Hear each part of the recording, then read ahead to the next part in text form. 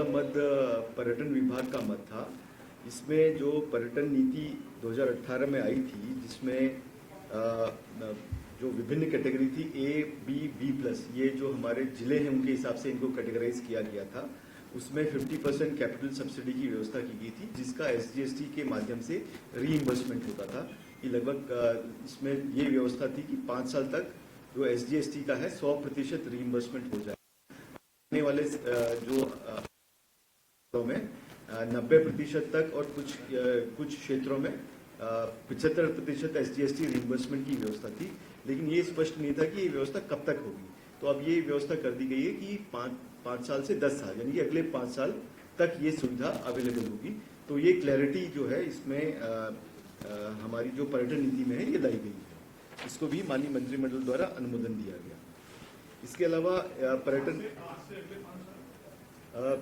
जो 50% capital subsidy मिलती है वो हमें कैसे मिलती है कि वो SGST रिइंबर्समेंट के तौर पे मिलती है। यानी कि SGST जो आप भर रहे हैं उसको रिइंबर्स कर देंगे। पहले 5 साल तक 100% रहेगा। अब ये व्यवस्था हो जाएगी कि अगले 5 साल, पहले तक उसमें समय सीमा नहीं खोली गई थी, तो 5 साल तक तो 100% है ही है।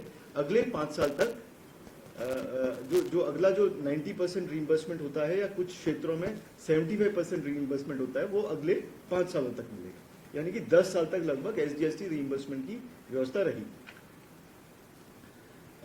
अगला जो हमारा मत था, ये भी पर्यटन विभाग का मत था। मासू देवता मंदिर का, जैसा आपको विज्ञ है, मास्टर प्लान बन रहा है और उसका पूरा मंदिर और आसपास के क्षेत्रों के डेवलपमेंट के लिए एक मास्टर प्लान बन रहा है। तो उस मास्टर प्लान में जो लोग प्रभावित होंगे उनके लिए एक विस्थापन की एक नीति पर्यटन विभाग के द्वारा लाई गई है, जिसको माननीय मंत्रिमंडल द्वारा अनुमोदित किया गया है।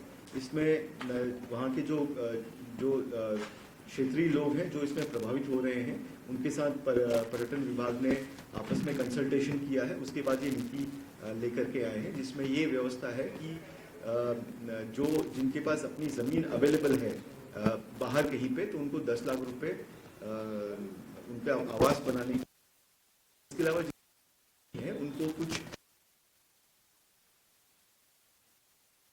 वहां पे उनको